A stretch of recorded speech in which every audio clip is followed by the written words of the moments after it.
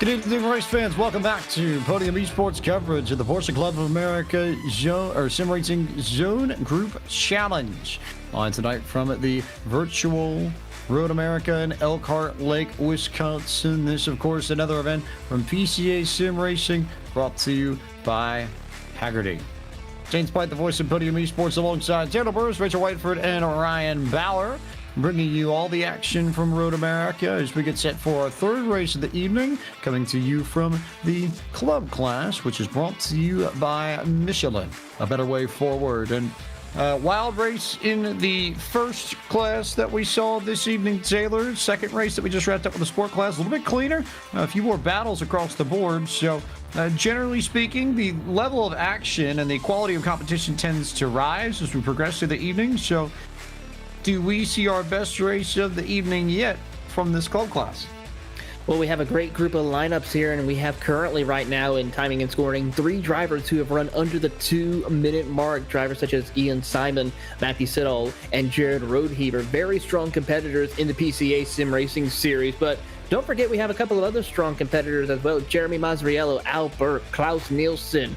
Of course, you have Chris Duffy as well, who are a strong competitor, and Jensen Benet making his return back into PCA competition.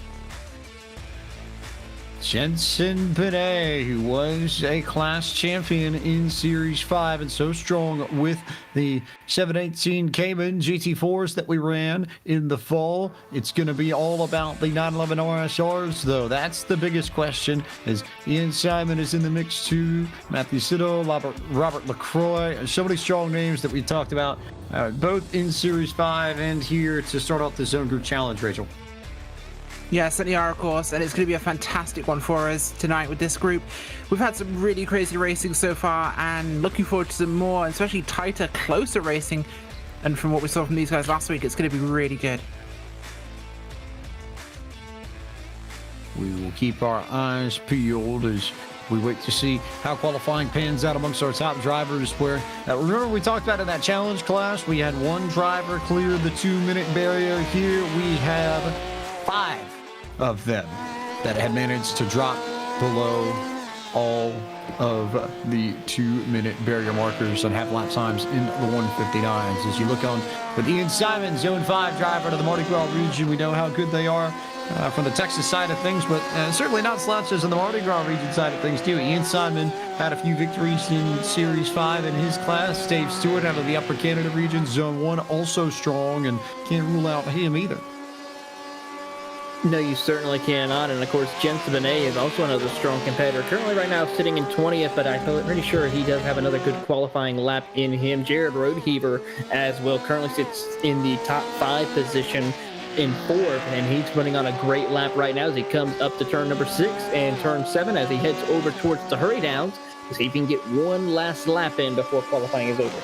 Matthew Siddall out of Zone 10, the St. Louis region. The car you see on screen right now, he's currently a 10th off of your pole sitter Ian Simon, as Siddall already going to be racing in the Zone Group Challenge Championship. Same for Jeremy Manzariello, who's also in control of his destiny. Adnan Martini needs a big night. He is not one of the ones already qualified. Jared Roadheaver, sort of a linchpin for the Reason Total Reason and the folks in the Philadelphia area. And then Jensen Benet, who isn't qualified, but is going to have a lot of fun, I think. Might well have something to say about who's going to make it happen with this group. Yeah, look at pole, how close that was. It's so close right now. Less than a 10th. We're looking at 70 hundredths between the two of them. Siddall and Simon, super close. Incredibly tight between those two as you keep another eye here on Jensen Benet, and we watch and see all these cars complete qualifying. But before we get to the action in this club class, I'll remind you that tonight's broadcast of the club class for PCA Sim Racing Zone Group Challenge is brought to you by Michelin.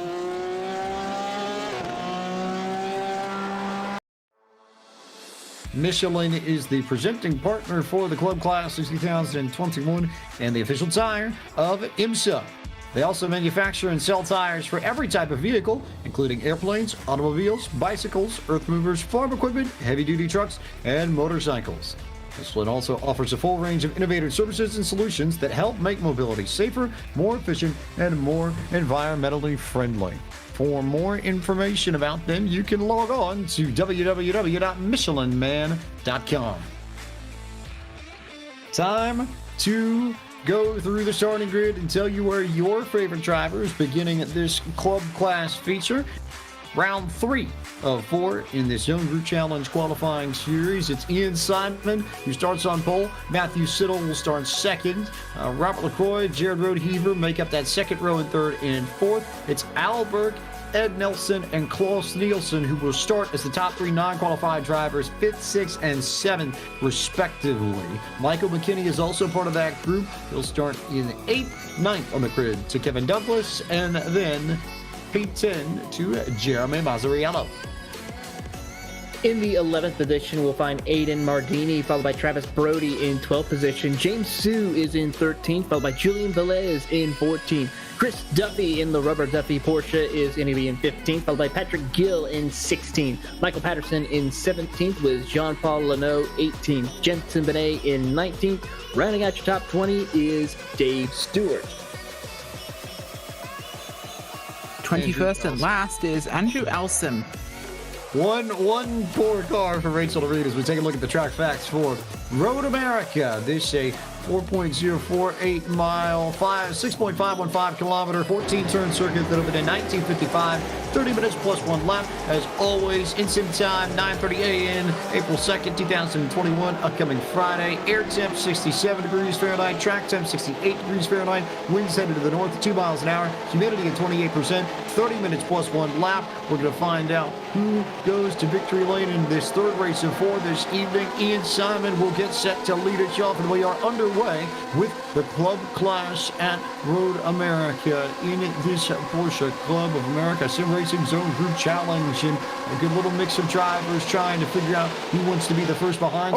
Into turn 1 as there's contact there. It's Al Burke and Klaus Nielsen, I think, as we saw a few cars go wide. Ian Simon clears them, and then it's Robert LaCroix and Klaus Nielsen who will lead this pack of nearly perfect 2x2 competitors through turn 3 and down onto the long straight. That big run down to turn 5 they'll head off to for the first time, but a bad start for some of these drivers at the very front of this field. Take a look at the battle for second position right now. Jared Rodeheaver, Matthew Siddall as they'll go side by side into turn number 5. And there's a little bit of a lockup by Ian Simon. That allows Siddall now to go to the inside of Simon. Side by side as they go through turn 6. Will Siddall hold on? He will take the race lead. Almost slight contact between the two drivers as they head over to turn number 7, heading to the hurry downs of turn 8. So Siddall in control already. Simon back to second. Rodeheaver to third. Robert LaCroix is up to fourth. And then Klaus Nielsen sitting in fifth. I know Nielsen for certain is one of our non-qualified drivers. Robert LaCroix is going to be close there. Kevin Douglas too. Michael McKinney. And maybe James Hugh Travis Brody. We'll see who is third amongst the drivers not already qualified. But Al Burke, disaster start for him, and Ed Nelson too. And Nelson has managed to pull it off the racetrack and may well be done for the evening. Al Burke has got a penalty for an orange zone violation, causing an incident within the first lap via race control. So he'll have to come down pit road and serve the pass-through penalty there, which is a huge dagger to his hopes of being one of the 3 final qualifiers in the club class for the Zone Group Challenge Championship. He's in trouble too, as we take a look at the battle for P7. Kevin Douglas, there's Jared Rodeheaver has problems. He's off the racetrack and will slide back a few spots. Douglas now up to 6th, and drivers everywhere and all over the place as we complete this opening lap of competition. Yeah, absolutely. It's super tight tonight with this field. They're all over each other. Of course, we're looking at Nielsen. He's up to 4th now in terms of positioning with how things shook out on the first lap. Of course, Kevin Douglas right behind him as looking back towards Douglas's car there. This has been much closer on the first lap, but the cars have stayed a lot closer together, which has really just given us much more opportunity to talk about things, and I think this is how it's going to stay for most of the race. These guys are so equal on speed. I think we're really going to see a whole different dynamic happen in this one. Although right now, it's definitely coming down to just track position. They seem so close in some cases, they're running out of it.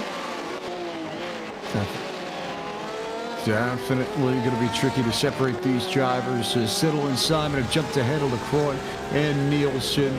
And then Douglas, McKinney, Mondini, Mazzariello, Sue, and Brody, your top 10. And good battles all over the place. We could jump to about maybe 5 or 6 different spots. Maybe the best one here, maybe Mazzariello and James Sue for 8th and 9th. Those two are nose to tail just about as they work their way towards the carousel.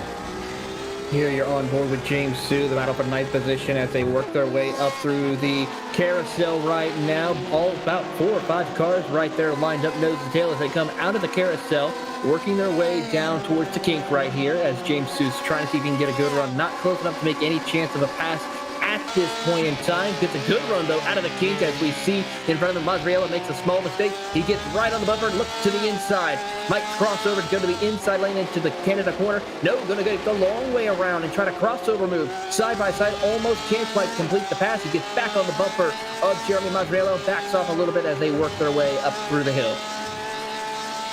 Up through the hill, past Thunder Valley to the final corner, and Mazzariello will stretch it out on James Sue. As we look at Travis Brody, he is one of the non-qualifying drivers, and it might well be amongst the top 3 in that group as it stands out of the Palmetto region, covering the greater Charleston area in South Carolina, and more importantly, part of Zone 3 that will stretch all the way down and cover most of the southeast, starting in North Carolina, working your way south down the Atlantic coastline. Brody gets there to 10th, just clear of Julian Velez. James Sue out of the Upper Canada region is P9 as it stands, and a good run for him. Mazzariello is there too. Those two have already qualified for the championship next week. Adnan Mardini is 7th, just ahead of this group. Michael McKinney, I believe, may be 2nd amongst the drivers who are not already qualified. Klaus Nielsen, I believe, is your leader amongst this group at that point. McKinney does not have the check mark, neither does Nielsen, so yes, indeed, those two are part of the mix. And then Robert LaCroix was there, but an off for Kevin Douglas, who's going to slide. He overshoots turn 5, and so Douglas is going to lose some positions.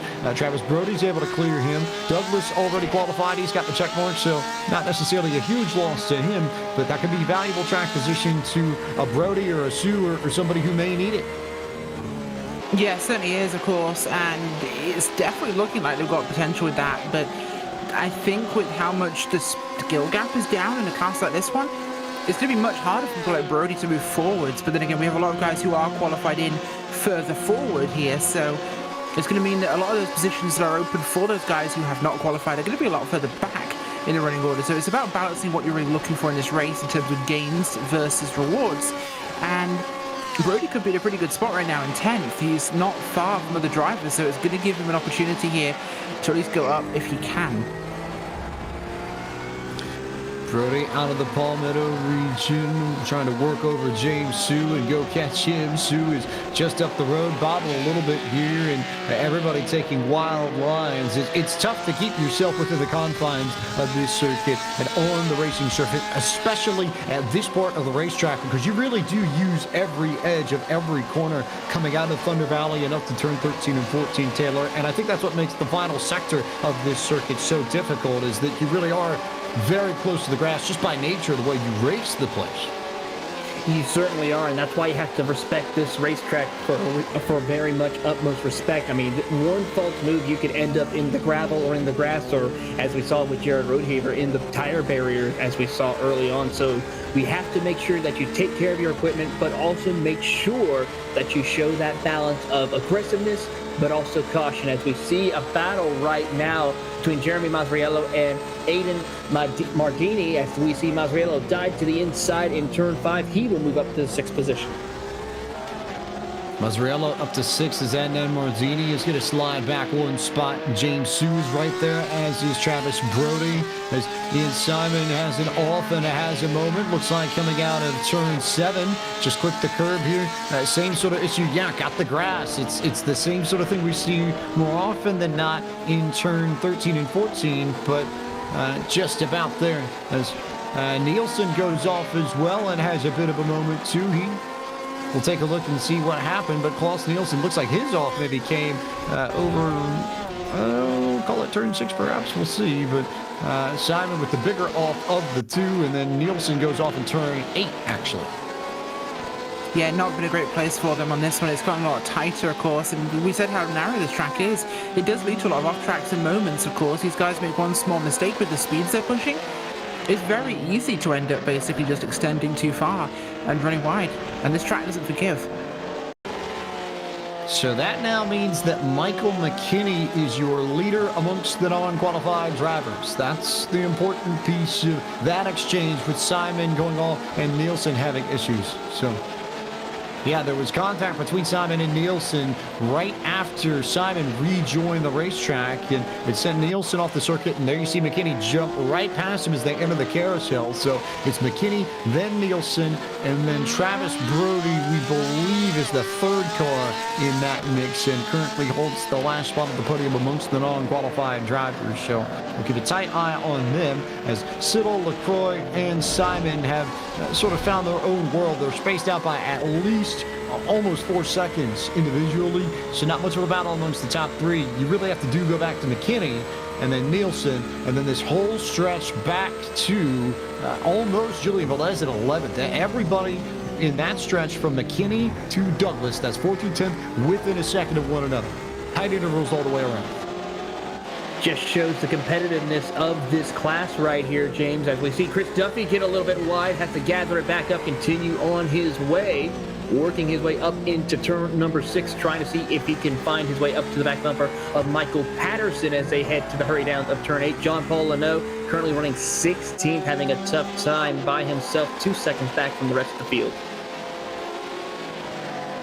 Continuing to work over this racetrack, Robert LaCroix out of the Rensport region, another strong showing for Zone 1. This, of course, the region that covers most of the province of Quebec and the city of Montreal, Quebec City, all of the other famous places in the Canadian province that you'll know, and all the action here you'll see on your screens. Chris Duffy out of the Florida Citrus region, Zone 12, trying to fight his way up through this field. It's Michael Patterson, who's just ahead of him as they work their way towards Canada Corner. Yes, and yeah, Canada's one of the biggest braking zones really on this track other than turn 5, and it really puts the pressure on these guys because they've got to carry maximum speed through here to come up through this next S's section that leads them towards the end of the lap. And it's obviously all Canada because you good chance of going off there and probably ending up in Canada. You'll go that far, so it's a really tricky spot for them, and of course it's entirely speed critical to keep that flow. Very particularly important to keep that flow as LaCroix runs in second, Simon's third, and then McKinney is tops amongst your non-qualified drivers. That's the most important piece. Then Nielsen, then Mazzariello there in 6th. 7th is where you'll find Mardini. So it's Mardini ahead of Brody. So there's your battle you need to watch for. Mardini and Brody are 7th and 9th. And those two are 3rd and 4th amongst the non-qualified drivers, respectively. So Brody's got incentive to go get Sue and then Mardini for no other reason so that he can talk to one of us at the end of this race. Certainly so, as Brody is trying to hold on to that 9th position. Actually trying to see if he can get up to the back bumper of James Sue for 8th position, get him a little bit more higher up in the running order as they work their way towards turn 7 into the hurry downs of turn number 8. All these cars single file lined up nose to tail as they head into the braking zone of turn number 8. Brody tried to take a peek, but not close enough in that orange Porsche as they work their way through the carousel. A great run for these drivers, putting on a good show. You see this train of cars. It's just like it was last week. We were at Sonoma, and we had this group from, what was it, about 3rd to 8th that was doing it. Tonight, it's everybody from 4th on up towards maybe 10th. So an even bigger group that's within tight confines trying to sort this out. Yeah, don't forget, we've got Kevin Douglas right behind that group. He's going to catch up if they start fighting, and probably Velez as well, just behind that group there. He's about 5 seconds back really right now, but Douglas is definitely within attack range should they start fighting, and that's more than possible as the group ahead starting to close those gaps as this race goes on. Are starting to tighten and shrink up a little bit. Ian Simon's falling back, though. He had a moment and is in the mix with this group and trying to get around Mazzariello with pace, even with the damage he's got on his car. Still turning some quick lap times, and he was decently fast that last time by, and I wonder if he's going to try and set up Mazzariello maybe into turn 5. He's going to try to as we work their way up into turn number 3. As Mazzariello still tries to hold on to that 5th spot. Ian Simon, though, puts the pressure on. He's going to take a peek now to the inside. Now get into his slipstream to see if he can slingshot before they get to turn 5. potentially. Will Simon look for that dive here? Is he going to wait? He's going to go to the inside on entry, but he's going to back it up very early and maybe set this up for a run in turn perhaps 8. Maybe try and get it there at Canada Corner. Canada Corner would be exactly the place you'd really want to go for something, but you've got to be careful not to eat up too much time there. As Ian Simon, of course, trying to find his way past here. I think it's going to be too soon to think then. He's looking for a space, of course, but it's going to have to be pretty quick. Going to have to be very quick. Is Travis Brody, fan favorite this evening. A lot of love and chat for the man out of the Palmetto region in Zone 3. So we'll keep an eye on Brody for you. Just off the podium amongst the non-qualified drivers, he needs to get ahead of James Sue and go after Adnan Mordini. Last time by, they were all within a tenth of one another on lap time. So it's pretty much dead even amongst that group, and nothing really separating them whatsoever. Same for Jeremy Mazzariello, just up the road from this group as well. He ran a 2:01.9, and it was 2:01 8s and 9s for everybody else in this. As we see one car go off, that's Mazzariello, who ends up stuffing it in the fence in Canada Corner, just in the background of your screen. So Mazzariello slips out of the way, and Mardini, Sue, Brody, Douglas, Velez, Gill, Patterson, Duffy, Mazzariello will lose about 10 spots in this race. We'll take a look at what happened to the man out of Zone 1 as he went through Canada Corner last time by. Looks like he overshot the corner just a little bit there, James, as they hit the braking zone and just, misses the corner, locks up the brakes, hits the gravel, and couldn't really control it, clips that tire barrier, which then sends him nose first into the second tire barrier. So a tough break for Jeremy Mazzariello, who was having such a good run inside the top 5. All the way down to P16 after running in the top 5 for a decent portion of this race. A tough break there as we look on board with Michael McKinney. But as we come to the halfway portion of tonight's race, it's time to bring you our mid-race report, which for the club class is brought to you by Michelin, a better way forward.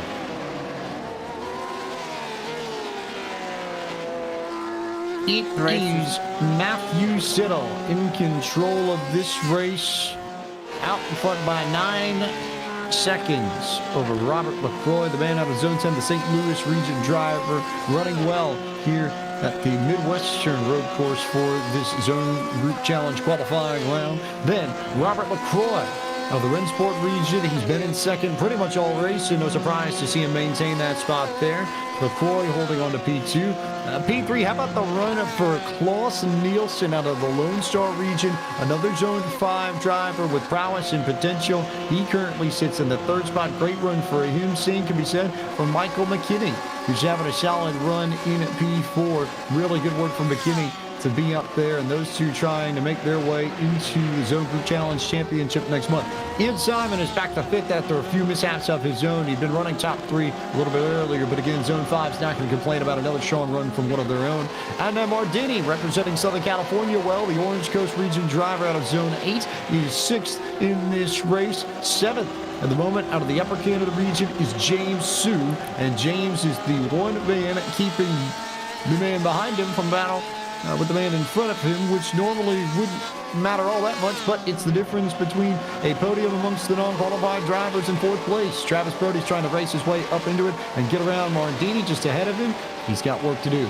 Kevin Douglas rides in the 9th spot overall. He's from the Reason Total region, covering the greater Philadelphia area in Zone 2. And then in P10, it's Julian Velez out of the Northern New Jersey region in Zone 1. Yet again, a strong performance from them as Velez holds the final spot in the top 10 table. In 11th position, car 111, Patrick Gill from Central Wisconsin region, Zone 13, having a good run right now after he started outside the top 15, I believe, as we look at timing and scoring.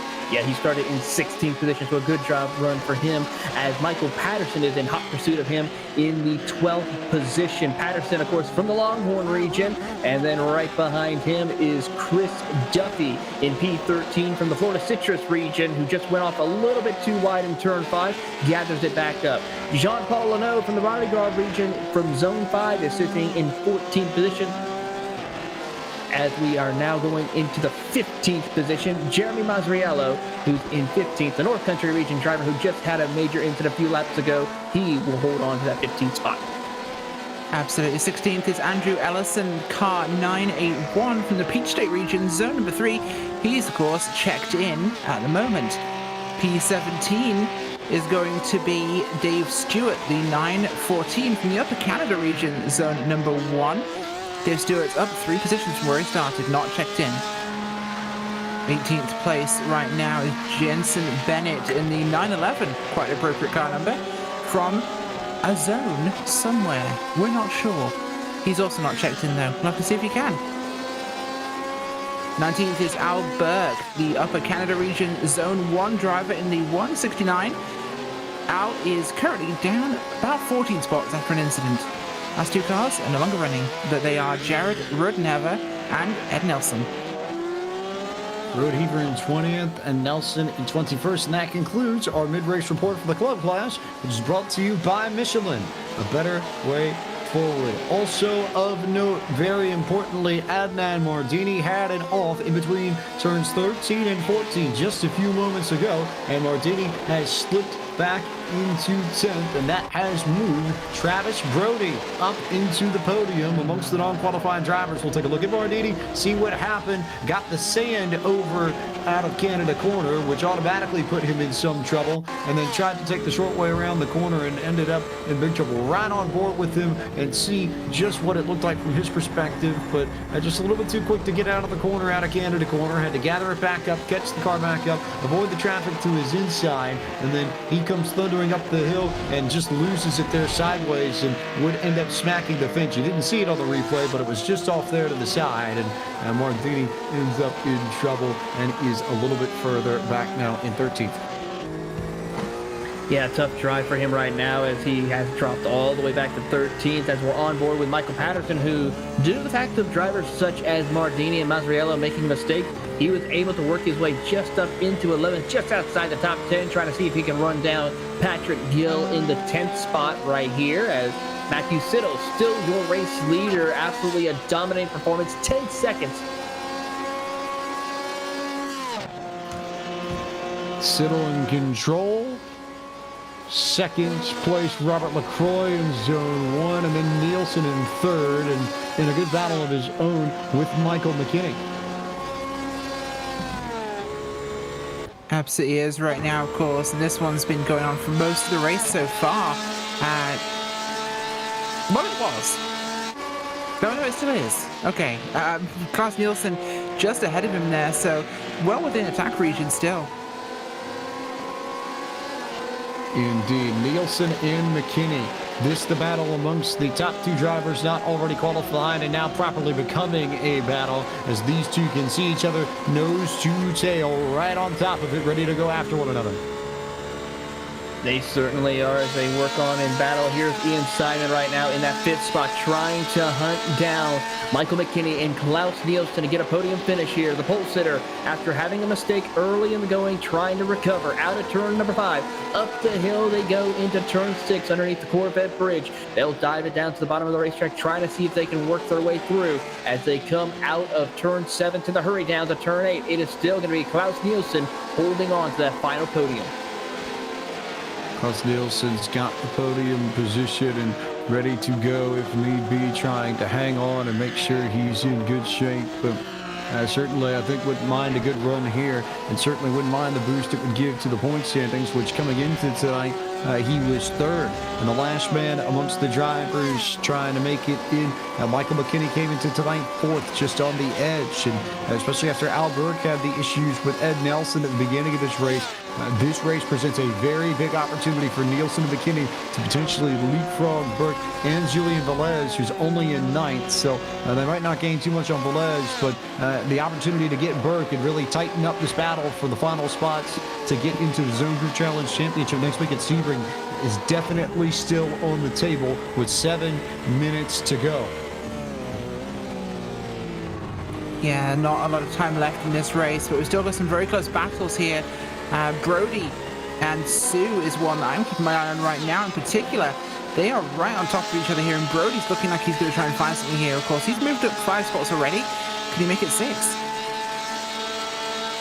Could potentially, as James Sue is the one we ride on board with now. Remember, Travis Brody would certainly not mind the opportunity to clear Sue, and they've been pretty close together throughout this race, but still nothing yet for Brody to try and make his way towards the front, as Brody in the 020 trying to go catch Sue in the 14, the Upper Canada region driver. You got a good look at this battle with Kevin Douglas. He's also a part of this group and trying to wait to see if one of these two get into one another, open up the door for him to make a move. That's what we like to call in the popcorn position right now, as we'll see that Brody tries to take a peek, overshoots the corner, and speaking of that, we see Kevin Douglas pop on up into the 7th position and try to see if he can catch up to James Sue for 6th as they come out of turn number 6. So Douglas to 7th, Brody to 8th, and it won't matter much. Douglas already qualified for the championship next month, so not really a loss amongst the podium positions of the non-qualified drivers, but Brody's still running in 3rd, just ahead of Julian Velez, but that now becomes the battle he has to worry about, because Velez is not terribly far off. It's 7/10 of a second between, or rather 3 seconds between Brody and Velez. If something happens to Brody, Velez will be right there. Yeah, he absolutely will, and I think that's something you can really expect might actually happen in this thing. It's getting tricky though. Continuing to work our way around, we take a look at a replay here and see some action from earlier. I believe this is Chris Duffy, who currently runs in, or at least was running in the 15th position at the time of replay, and we'll see what happened to Duffy here. Yep, just got the sand. I believe that's turn 8, trying to enter the carousel, and just didn't quite catch the racetrack. And how many times have we talked about that already, Taylor, where driver catches sand, grass, something that isn't asphalt, just on the edge of the racing surface, and ends up looping themselves around and getting themselves in trouble? It's been a recurring theme in all of our races this evening. Yeah, asphalt is your friend. Any of that stuff out there outside of the racetrack, that grass, the sand, the gravel, you name it, that's not your friend. If you touch that, yeah, you'll go around and not have a good day at all whatsoever. So try to stay on the black pavement, continue on your way and surviving, and you will end up with a good finish, James. All set to shuffle around and try and see if we can find a man to challenge Matthew Siddle in the last 4 minutes and 48 seconds. He is clear of Robert LaCroix by a solid 12.7 seconds. It's been a fantastic run for Siddle, who I think would not complain if he got the job done in some way, shape, or form. And after Siddle did not have any opportunity to run last week, he certainly would not mind his return to competition with a victory here in week 3. Yeah, that'd be great for him to get, of course. That'd be a huge, huge thing, and I think it's definitely something that will help him going forwards with that confidence, because getting something under your belt could really just take the pressure off in races. We are all set to go for the final 4 minutes and change of this race. It's going to be Siddle, LaCroix, Nielsen, McKinney, Simon, perhaps going to be some of the ones that we need to keep our eyes on. James Sue, Kevin Douglas, and then Travis Brody and Julian Velez. Nielsen, McKinney, your top 2 of the non-qualified drivers. Brody completing that podium. They all in line for interviews post-race. If they can hang on along with Siddle, as you get a good shot out of turn 14, see just how tough it is for these cars to get around that final corner as McKinney continues to roll on and charge, and see if he can go get Nielsen for P3. It's only 0.8 of a second between those two drivers. It certainly is, and it's going to be a close battle for here in the closing minutes at Road America. McKinney, Nielsen, and Ian Simon still battling it out for position as they work their way back into turn number 1. As they come out of turn 1, heading over into turns 2 and 3. I got to say, Simon seems to have been struggling since that incident. Really hasn't been able to catch up to McKinney or Klaus Nielsen whatsoever as he tries to get a good run out of turn number 3. As you notice, the left front has a little bit of damage to the nose of that Porsche from that early incident, so that could be affecting the aerodynamics of his race car where he can't get that top-end speed. Might not be able to get the top-end speed that you would want if you're Ian Simon, but I don't think you're going to complain all that much about a top 5, because this is practice for him. Remember, he is qualified for the Zone Group Challenge Championship, as is Jean-Paul Leno out of the Mardi Gras region, his, I guess, region mate per se, and zone mate as well. Just looking off the rear wing of Adnan Mardini, who was in a podium position earlier, but got himself in trouble right at the very end of the lap, so maybe 10 minutes ago, and has not been able to climb back up into the heights that he was running in earlier in this race since. As we look at Matthew Siddle one more time, Siddle looking potentially here for the white flag. It depends on how quickly he can get through turn 14, but I think this should be white flag for Siddle. He's going to drop below 159, 58, 57, 6. So yeah, probably about 10 seconds shy of being able to complete a full lap here. So this should be it. One more lap for Matthew Siddle. To be fair, if I was Matthew Siddle with the 13-second gap, I'd slow down here and let it take over because it benefits me. It makes the race a little bit shorter and saves me some time as we got it, I think. Matthew Siddle, 14.1 seconds. This lead has just continued to stretch out lap after lap after lap after lap with LaCroix, Nielsen, McKinney, and company all in tow.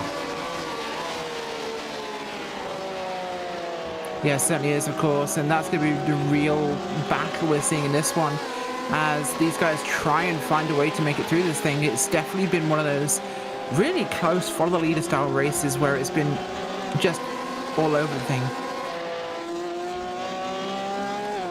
Siddle just hanging out here. One more run through the hurry downs to the carousel, and not much to be said for this battle between Nielsen, McKinney, and Brody. Although Ian Simon's trying to make a late push on McKinney, but nothing yet. No charges to try and keep any sorts of second thoughts in McKinney's head. He's certainly given it an A for effort, though, with that damage on his race car as they come through turn number 7, heading to the hurry downs of turn number 8. Tries to get a good run. Will he try to send it in there into turn 8? Of course, even though, like you said, James, he's guaranteed a spot, he still wants to have those good finishes. He probably was kicking himself a little bit, thinking he had a shot of winning here at Road America, but unfortunately with that incident, it cost him big time, so he has to try again the next time he hits the Sebring. Siddle in control here, trying to make sure that he makes it work as he's going to come around the final corner one more time, and Matthew Siddle will go off that final corner, up the hill, towards the bridge, and walk the field the same way we've seen in the other two classes this evening. No contest at the front. It's Matthew Siddle going to victory lane in the club class, presented by Michelin for round 3 of the Porsche Club of America Sim Racing Zone Group Challenge. And now the final battle between McKinney and Simon. Got close, got tight, and there goes McKinney off. And Simon pressured him right at the very end due to a mistake. That's brilliant driving from Ian Simon to force the mistake out of McKinney and take 4th overall. It won't change where McKinney lands in the final places amongst the non-qualified drivers, though. Klaus Nielsen's going to be your top finisher amongst that group. McKinney will be 2nd. James Hsu, Kevin Douglas, and Travis Brody weaving across the line. Brody is going to be another driver we talk to in a few moments. He gets the final spot on the non-qualified driver podium. Yeah, an amazing race from those guys and some really hard charging. Siddle, though, what is it about this track that our leader always runs away? Wonder if we'll see the same thing happen in the pro class, but really solid work across the board from Siddle and LaCroix. Waiting for our last drivers to finish off their laps here. Al Burke is the final driver who needs to finish off his race, and Burke, this is a story of what could have been. There was the opening lap contact with Ed Nelson, and it put Burke way in the back, and the points leader entering this evening may well leave here, needing to race his way in from outside of the top 3. It's been a weird night among some of our drivers. We saw the same issue in the sport class with Will Waldron. He had a bad night too, so it'll be interesting to see how that affects the point standings for the non-qualified drivers entering our final race of the campaign next Friday night at Sebring International Raceway. But Burke is going to come across the line. He will finish 17th overall, and as he comes across the line, we'll take the opportunity to run through your full field, run down, and tell you where your favorite driver finished.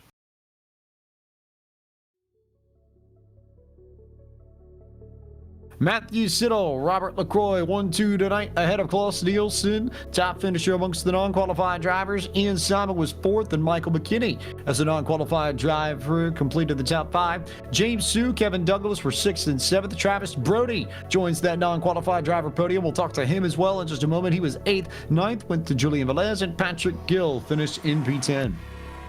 11th goes to Adnan Mardini, followed by Michael Patterson in 12th. Jean-Paul Leno in 13th, followed by Andrew Elsom in 14th. Chris Duffy will come home in the 15th position, followed by Dave Stewart in 16th. 17th goes to Al Burke, the last car on the lead lap. First car to be multiple laps down, Jensen Benet in 18th. Jeremy Mazriello come home 19th. Jared Roadheaver 20th. Ed Nelson rounds out your 21-car field.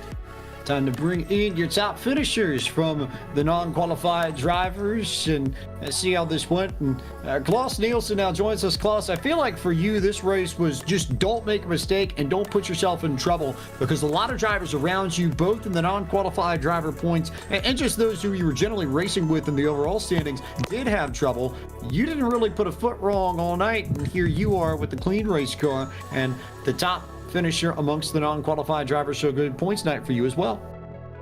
Yeah, that was very interesting. It was a great race for me, of course, and interesting, the guys behind me that we are fighting a little bit for this qualification are normally a little faster than me. So yeah, you're right. If I could just do it without mistakes, that was the name of the game, and I was lucky this time. How big is it for you to gain points like this in a night where Al Burke doesn't have a great finish? Julian Velez was only 9th. You're going to gain on the 2 drivers ahead of you and gain on the folks behind you. You're going to be amongst the top 3 entering Sebring. So does that change your mindset and maybe make it easier, knowing now that all you really have to do is hold serve and you should be okay? Yeah, no, it's going to be difficult still. These guys are fast. It's a fast group, and I'll have to bring the best game to stay up there for sure. Sebring is next for you. Do you feel confident in your ability to close this out on that flat track in Florida?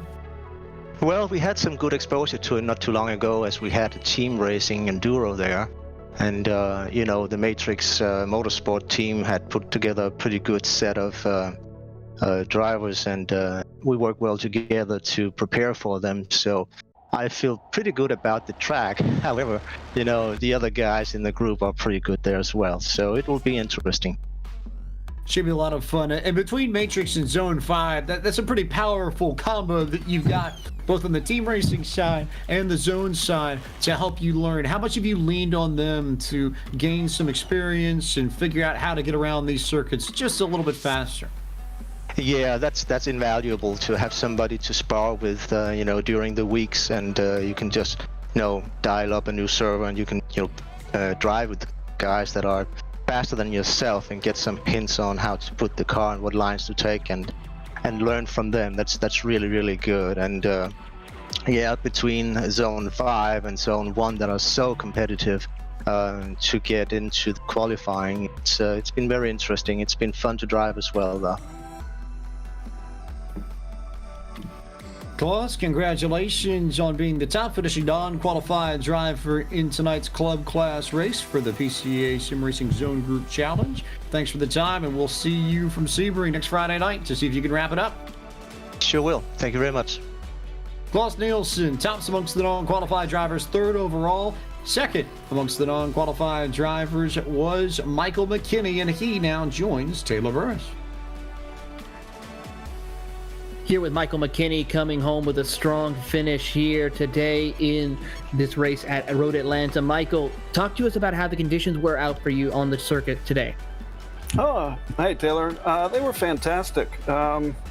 Really enjoy Road America, and today was a lot of fun. Got through a little bit of a slippery turn 1, lap 1, and then tried to hunt Klaus down, and I thought I had him at one point, but couldn't get him again. Well, as we think about what's ahead at Sebring, your thoughts on competing at such a historic track there, with dealing with the bumps and making sure that you come out with a good finish there? Oh, I'm excited about Sebring. I've had a great coach, Leif Peterson, and that's one of the first tracks we started was Sebring. So it is bumpy, but it's also a lot of fun. So really excited about it. Claus is a few points ahead of me. I got some couple of places to make up, but I'm really looking forward to it. Well, before we let you go, Michael, is there anyone you'd like to give a shout out to? Absolutely. My title sponsor is my wife, Amanda McKinney, and then definitely my kids, Abby and Max, and again, Leif Peterson. Can't thank him enough for all the coaching that he's done and all the great people here at PCA. And guys, you do a great job as well. I really thoroughly enjoy the broadcast, so thank you. Of course, that is Michael McKinney coming home in 5th place in the club class, as we will now go straight over to Brody, as he is also a fan favorite here, as he is with Rachel. Well, normally would be with Rachel, but Oh, he's with me. Yeah, TV, we're gonna have some fun with this. We're gonna go back to back here and let you knock out and give you the 2-for-1 special. Oh, let's go for the 2-for-1 special. Travis, how are you doing tonight? Hey, I'm fine, guys. How are you? Doing all right. Well, you had a great effort here today at Road America, and a lot of people pulling for you in that 020 Porsche. Tell us how conditions were for you out on the track tonight. Yeah, I've got a couple friends in there that looks like it came into the chat, so shout out to them. Thank you, guys. I could kind of feel it as I was driving, but man, the car felt great. Track felt pretty quick. We had a really, really close battle, so it felt like times were a little off, but then there's a few moments where we were able to get pretty clean and just keep going and kind of pulled a gap, it seems like, and really just try to do everything I could to keep it clean. Well, as we look ahead to Sebring, even though you're having a chance to go and compete for a zone group championship for your respected zone, your thoughts on heading to Sebring and trying to pull out another strong finish? Yeah, I love Sebring.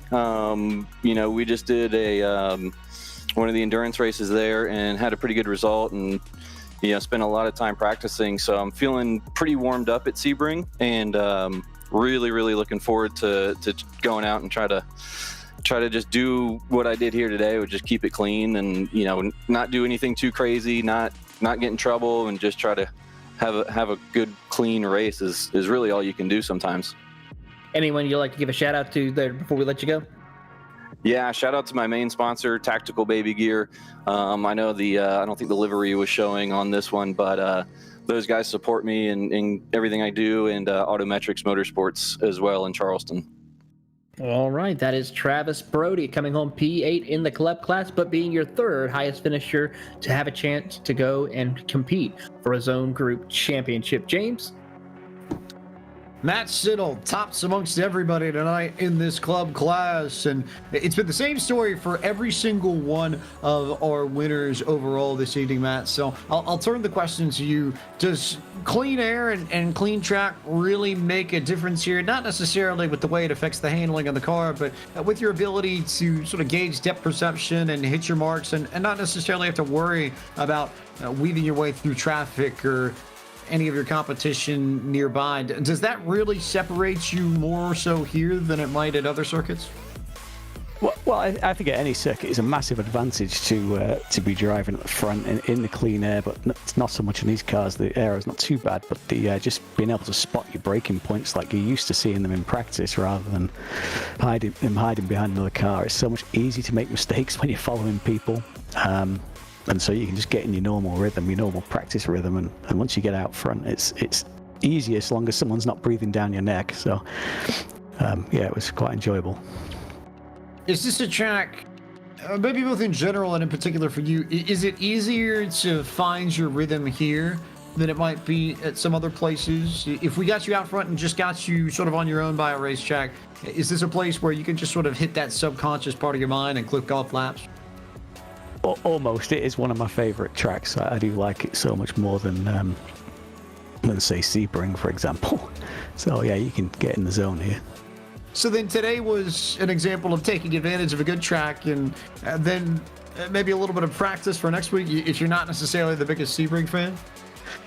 I've been doing some practice. We did the actually Klaus and I did the endurance a few weeks ago. The PCA endurance at Sebring, so we drove as a team, and so I got a good feeling for that track as well. looking forward to that too. Might be 2 for 2 to round out the club class in the Zone Group Challenge. Matthew, thanks for your time and congratulations on the victory. Hey, thanks very much, and thanks to sponsors Hagerty and Michelin for making this possible. Great. Matthew Siddle tops amongst the club class drivers, and that concludes the coverage of the club class for this evening. One more race to go. The pro class presented by Porsche coming up here on PCA Sim Racing, where the cars aren't real, but the racing is. And this whole season of PCA Sim Racing presented to you by Hagerty. This club class race presented to you by Michelin. A better way forward. For those watching on the PCA Sim Racing YouTube channel, one more time, hit that blue button on the bottom left. Go back to the main page and go jump to the Pro Class video. If you're on Twitch or YouTube or Twitter, stay right where you are. Don't go anywhere. We'll have the final race coming up in just a moment. You're watching coverage of the Porsche Club of America Sim Racing Zone Group Challenge on Podium Esports from the Virtual Road America on iRacing. We'll be back with the last race of the night after this.